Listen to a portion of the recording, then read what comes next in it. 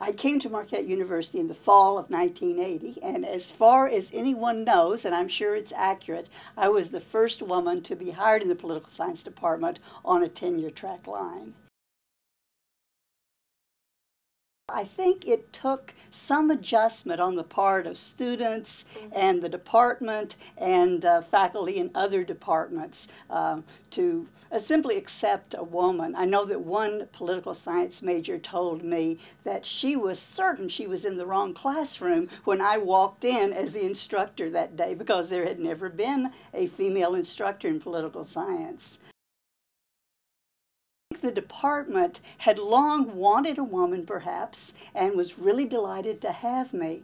On the other hand, being the newest hire, the most junior member of the faculty, I was expected to take the minutes of the faculty meetings, and so I started taking notes, but I was the mother of a 2-year-old daughter who was in daycare, and my colleagues, bless their hearts, go on and on and on, and I was going to have to leave unless my daughter was going to be taken to social services because I didn't pick her up on time, so I left. And the minutes were incomplete. And after that, the faculty here in the political science department decided, well, maybe the chair should be the one responsible for the notes of the departmental meetings, because after all, he could dismiss the meeting if he had to be somewhere else.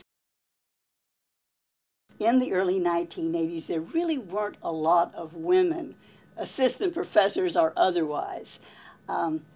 And so we banded together in a support group, and we met monthly in one of our homes for a potluck. And we shared information about the university and about our departments and sort of clued each other in on how the academic game at Marquette was played. We called ourselves Alpha, which means first and best.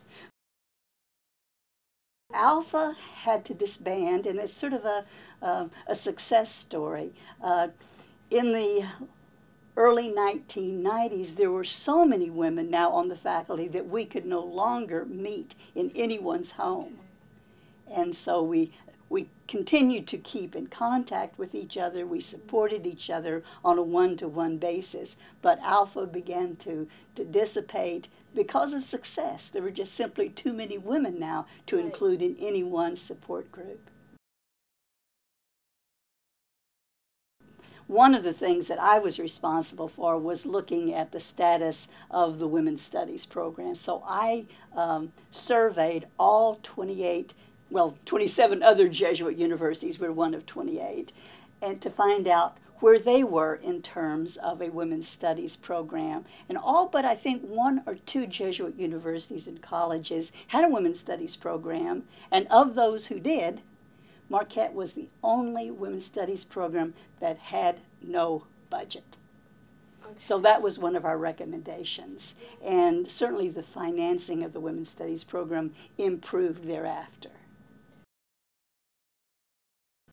Well, just have a ball. I wish I were on campus and could join you for all of the events.